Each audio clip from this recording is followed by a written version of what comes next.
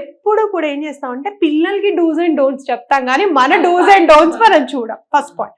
Second point, ప్రతి parent కూడా, don't take me wrong, but ప్రతి పేరెంట్ కూడా నా చైల్డ్లో ఈ తప్పు ఉంది, అన్నం తినట్లేదు, ఈ పని చేయట్లేదు, ఫోన్ ఇలా ఆడుతున్నాడు, వాడు అలా చేస్తున్నాడు, వీడు ఇలా అరుస్తున్నాడు, ఇవన్నీ చెప్తారు. కానీ నేను ఇక్కడి నుంచి ఏం చేస్తే ఇది రైట్ అవుతుంది అని ఆలోచించారు.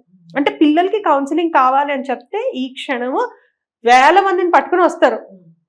పేరెంటింగ్ కి కౌన్సిలింగ్ అవసరము అంటే you see how many will turn up, because everyone will feel I'm perfect, I'm good, okay problem నా పిల్లలు కాదు.